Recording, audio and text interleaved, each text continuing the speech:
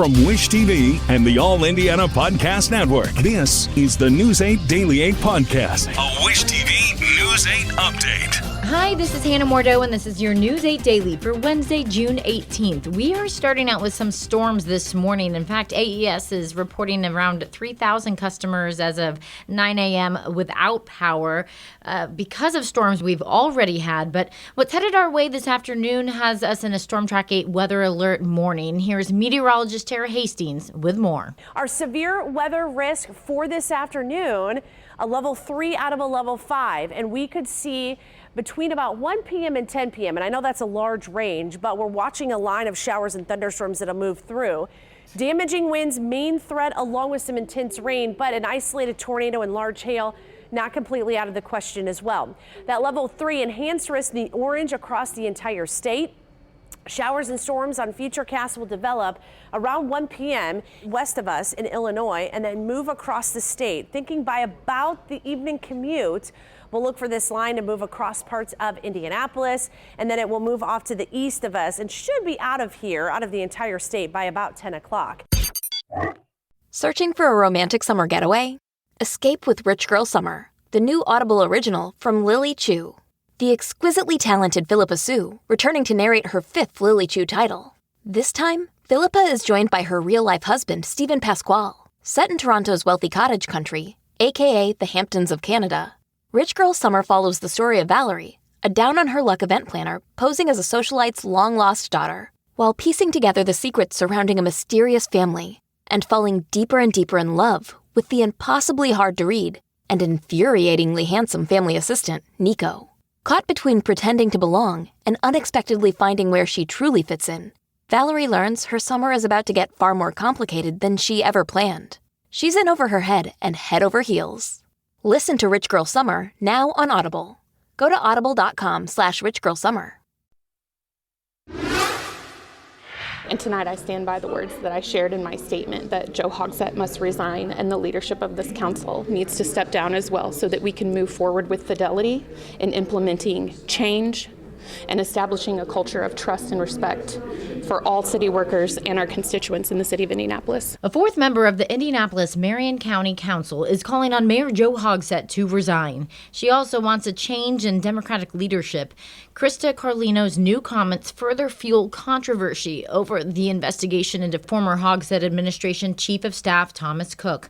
Carlino contends party leaders limited the probe. News 8's Danielle Zukoski tells us Carlino spoke last night after the council committee heard from people saying they experienced harassment while working for the city government. Members of the Indianapolis Administration and Finance Committee heard from people bringing forward allegations of harassment and assault from within the city-county government after last week's explosive full council meeting. This chance to speak came after a council meeting last week where Council President Vop Osili removed Lauren Roberts for attempting to speak longer than 2 minutes. She is the first person to bring forward accusations of sexual harassment against Thomas Cook, a former top Hogsett aide. A proxy spoke for her, a second Cook accuser, Caroline Ellert, and a new man who submitted a statement about civil rights violations he endured while working for the Department of Public Works. The message I received from the council president was clear. Even in public forum, your voice can and will be silenced.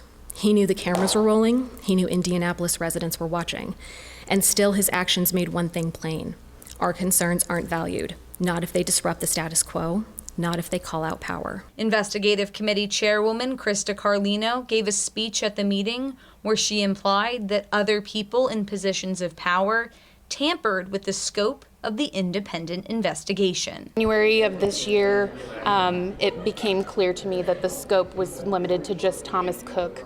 And in a meeting with General Counsel, I asked that she print General Resolution 41 so that I could point to her and to the language not being indicative of any individual's name being named. Carlino says she lost her job within 90 days of taking the role as investigative committee chairperson, only going as far as calling that a coincidence. The next full council meeting is July 7th at 7 p.m. Councilors are expected to take up a final vote to approve the funding needed for the investigation. I'm Danielle Zulkowski for Wish TV, and WishTV.com. Carlino did not name Council President Vop Osili when talking about limits on the investigation, but she blasted him and Council Vice President Allie Brown for how they handled the chaotic council meeting last week.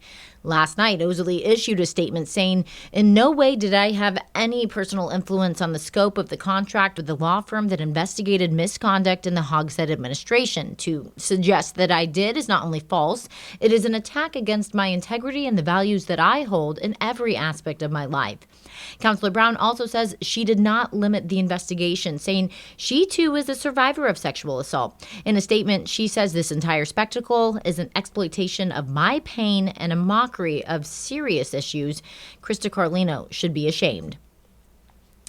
The man seen in a viral video of an arrest over the weekend is now calling for the officers involved to be fired. IT Mate's Cody Fisher talked to that man, getting his side of the story. Scabbed round spots are a reminder that this happened to Devin Hunt. They do hurt. A swollen, busted lip is a souvenir from what happened after police got him on the ground. When I was on the ground, he pushed my head towards the ground. IMPD says Hunt's arrest happened after they came over to break up a fight between Hunt and someone else. Hunt says that is not true. There was not a fight. If anything, it was just words being exchanged. Hunt says that situation was over with by the time officers got involved. Everybody is dispersing. Y'all, the police officers, y'all late now. At this point, y'all late. So, and everything is done. Everybody walking away. Why you walking out with that? In the viral video of the arrest, it's difficult to hear exactly what was said between Hunt and the officer, but Hunt claims the officer did not give him a normal command to walk away. He didn't give an order. He didn't say walk. Like, just give me an order. Right now, IMPD is conducting an internal investigation to determine if the officers did anything wrong. While that is going on, they will not be releasing the body camera video from those officers. Hunt is sharing his story in the hopes that it doesn't happen to anyone else. I would like to see their badges took. I would like to see them never work again. Right now, no official charges have been filed against Devin Hunt related to this incident. Reporting downtown for IT Mate, I'm Cody Fisher for Wish TV and WishTV.com. New overnight in the Middle East, intense new volleys between Israel and Iran. Dramatic video in this morning from CNN shows what Iran says are its defense systems intercepting Israeli attacks. Other images show the aftermath of the airstrikes in Tehran. Israel says it's repelled a smaller-scale missile strike from Iran. President Trump's newest comments, though, on the conflict are raising international concern. Trump is calling for Iran's unconditional surrender and says America knows where the country's leader is and implies killing him is not the current plan, but is a possibility. In sports news now, things are heating up between the Indiana Fever and the head coach's former team, the Connecticut Sun. A couple of on-court battles are overshadowing a big Fever win last night at Gainbridge Fieldhouse.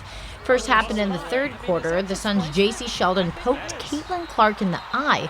Clark pushed Sheldon away. Then the Suns' Marina Mabry and Tina Charles pushed Clark to the floor. The refs gave a flagrant one foul to Sheldon, then technical fouls to Mabry, Charles, and Clark. No one was ejected. Then near the end of the game, Sheldon was driving for a layup when Sophie Cunningham fouled her hard. That led to fighting between players, eventually involving coaches and security trying to break it up. Cunningham, Sheldon, and the Suns' Lindsey Allen were ejected. The Fever did win the game 88-71 to clinch a spot in the Commissioner's Cup championship game on July 1st. After it all, Fever coach Stephanie White talked about Clark's technical and blamed officials for the chippiness between the teams. There wasn't an explanation for the tech that she got. You know, I think it was pretty obvious that stuff was brewing, right? When the officials don't get control of the ball game, when they allow that stuff to happen, and it's been happening all season long. I started talking to the officials in the first quarter, and we knew this was going to happen. You could tell it was going to happen. So they got to get control of it. They got to be better. In a pool report after the game, reporters asked the crew chief why she gave Clark a technical. Referee Ashley Gloss said after the foul by Sheldon, Clark reacted in an unsportsmanlike manner towards Sheldon. As for the Pacers, the three most important letters this morning in the NBA are MRI. The results of a test on Tyrese Halliburton's leg may prove pivotal in the Pacers' push for a championship. Halliburton hurt his calf early in Game 5 of the finals. He managed to come back, but by his own account, did not play well.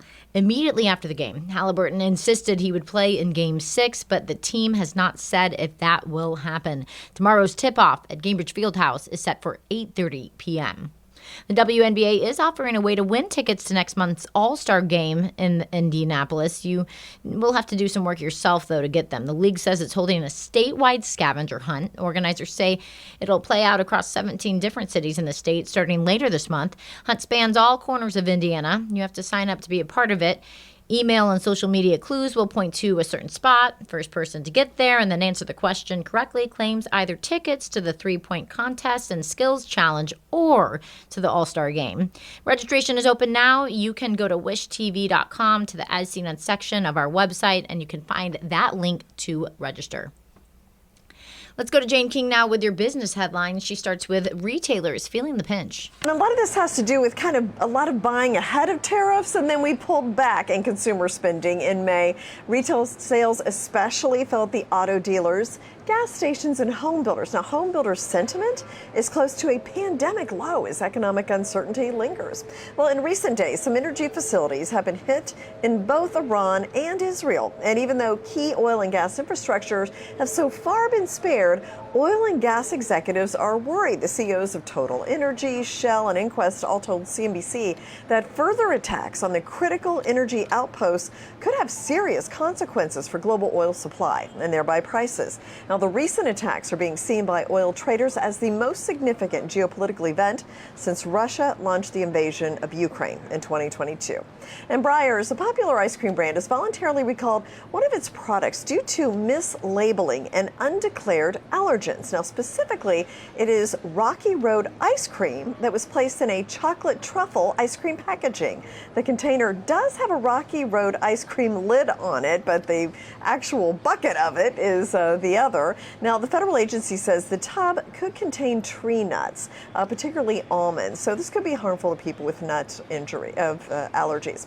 And Lilly and Company venturing further into heart care. It's buying gene editing startup Verve Therapeutics for up to $1.3 billion. The companies will partner to develop one-time gene editing therapies to reduce high cholesterol in people with heart disease. Well, stocks slid yesterday. Hopes are dwindling of a quick resolution to the Iran-Israel war. Now, U.S. markets will be closed tomorrow for Juneteenth, and ahead of that, we're flat for the start today. Live from the New York Stock Exchange, I'm Jane King. Back to you. This is deadline day for 36 countries. The Trump administration says they must commit to security changes or face a travel ban. 25 of the countries are in Africa. The State Department says the countries must commit to better vetting, documentation, and citizenship status for people heading to the United States. Once they agree to the conditions, the countries have 60 days to follow through. If not, they would be added to a ban, which currently includes 12 nations. White House says President Trump will sign an executive order sometime this week, giving TikTok another 90 days to either sell or be banned here in the U.S. The law went into effect in January, but Trump keeps extending the deadline for the video app's China-based parent company to sell it. CNN reports that TikTok has now become a bargaining chip in the tense trade talks between the U.S. and China. The app has 170 million users in the U.S. Here at Wish TV, we are in our final push of the Great Pasta Push. We are taking in pasta donations with second helpings to help feed the hungry. Go to wishtv.com/pasta and see the many locations where you can donate pasta or just give money online. Second Helping says pasta is easier to cook in bulk and can make many meals. That's why we want to get those donations. If you're giving money, $7 can feed a family of 4, and the need is even greater in the summer. That's what Second Helping says. This has been your News 8 Daily. From Wish TV, I'm Hannah Mordeau. Watch us on Wish TV and wishtv.com.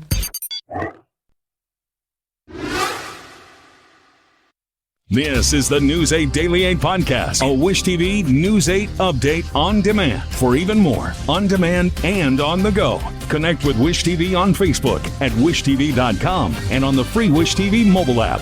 Thank you for listening, and be sure to like, subscribe, and follow this podcast for updates every weekday morning on the All Indiana Podcast Network and wherever you get your podcast.